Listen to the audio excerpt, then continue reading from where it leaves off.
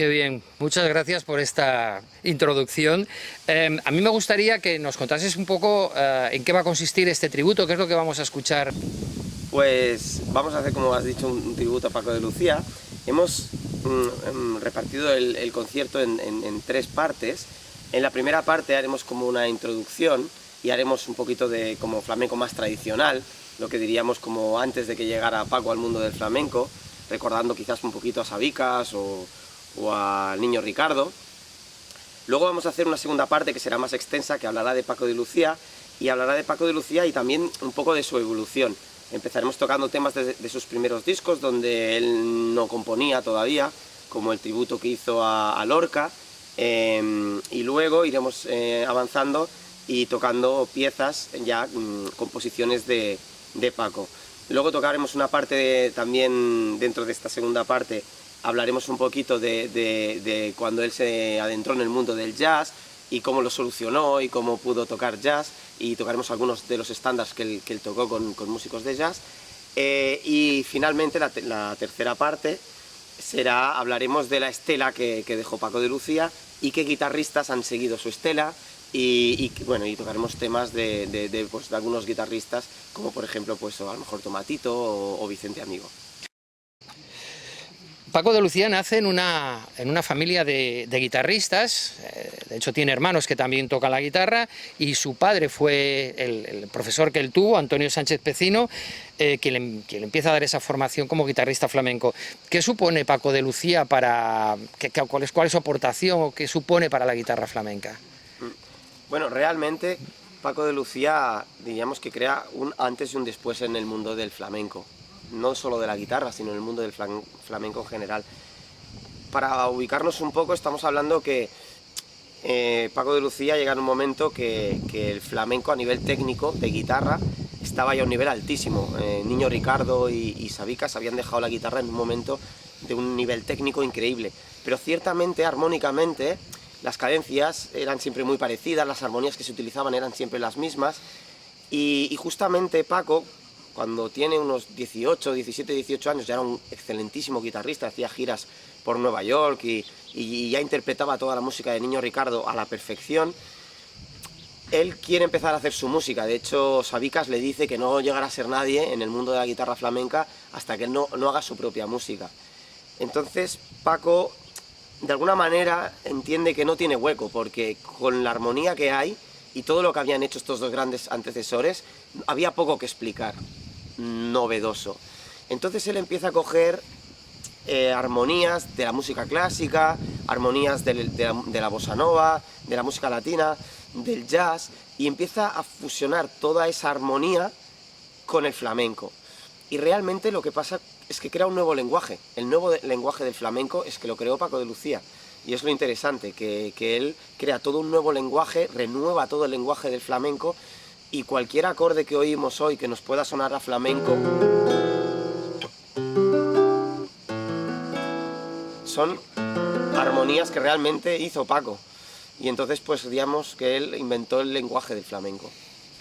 Desde bien pronto, de hecho él empieza a tocar no solo con grandes guitarristas, sino por ejemplo con Camarón en el año 69, que será uno de sus partners también habituales, y en el año 1973, a raíz de aquel disco Fuente y Caudal que contenía la música que hay entre dos aguas, o sea, el tema este mundialmente conocido Entre dos aguas, es cuando se convierte en un gran éxito.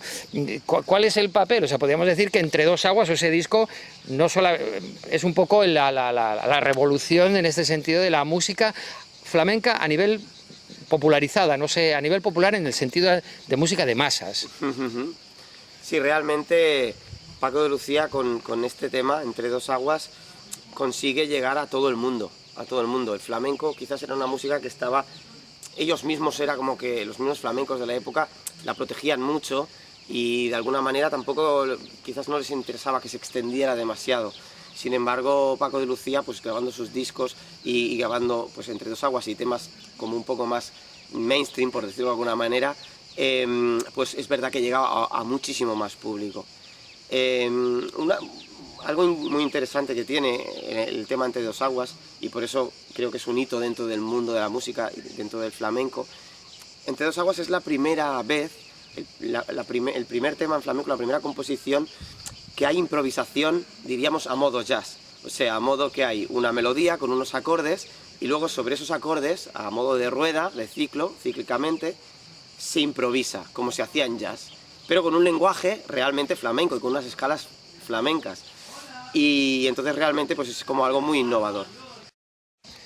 Un hecho también que es excepcional es que de pronto un guitarrista de flamenco trasciende en este sentido las fronteras de todo tipo, geográficas, musicales, y bueno, pues lo vemos tocando con gente como Al Di Meola y John McLaughlin, música de jazz. Es decir, ¿qué tiene esa música de Paco de Lucía para que le pueda llegar a interesar a músicos del jazz de la categoría y del nivel de estos guitarristas que estamos diciendo, ¿no? Claro, estaríamos hablando de que cuando esto coincide mucho también con el momento de la transición y la muerte de Franco, el final de la dictadura, porque hasta antes igual ni se hubiera permitido o no se hubiera podido hacer. El hecho de que España se abre al mundo, por decirlo de alguna manera, hace que los músicos americanos puedan venir aquí, entonces entra el jazz y todo eso favorece.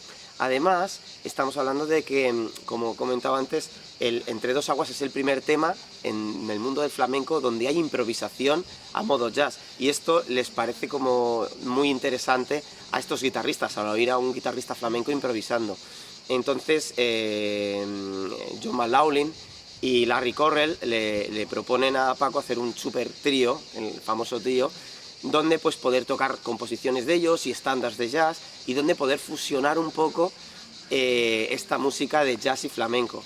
Paco de Lucía ahí tiene serios problemas realmente, porque aunque Paco de Lucía había improvisado sobre temas como Río Ancho o composiciones suyas como Río Ancho o Entre dos aguas, realmente le supone un reto el improvisar en un estándar de jazz, donde las armonías son cambiantes, son un poco más complejas, y él explica en numerosas entrevistas que él tuvo que aprender, fue un proceso que él tuvo que aprender, pero al aprender armonía y al aprender a improvisar dentro de las armonías de jazz, a la vez eso le ayuda a generar todo el lenguaje nuevo del flamenco que hemos hablado y a incorporar todas esas armonías en el mundo del flamenco y a crear el flamenco jazz en sí, temas como Ciriap o temas donde hay armonías ya muy complejas pero con una sonoridad y un lenguaje como muy flamenco.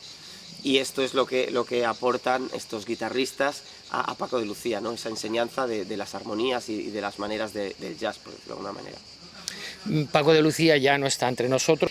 ¿Hay algún guitarrista que haya cogido ese testigo, algún guitarrista que de alguna manera consideremos que esté dando continuidad a esa obra o que esté haciendo aportaciones alternativas o adicionales a las que hizo Paco de Lucía al flamenco, o esto ha quedado...?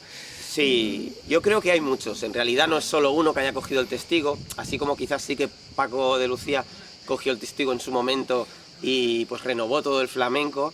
Ahora la estela la siguen muchos y hay gente muy buena que está haciendo cosas increíbles. No sé, podría hablar pues de Pedro Javier González, podría hablar de Tomatito, de Vicente Amigo, de Ricardo Moreno, guitarristas increíbles que me dejo muchísimos, obviamente, que están pues en estas nuevas composiciones del flamenco, están abriendo camino a nuevas armonías, haciendo un poco lo que hizo Paco de Lucía en su momento, de abrir a nuevas armonías, nuevas melodías, nuevos aspectos armónicos que den nuevas notas para añadir a las escalas y poder pues renovar un poco todavía la sonoridad del flamenco. Y sí que ciertamente hay guitarristas que están aportando cosas nuevas como estos que he comentado y muchos otros.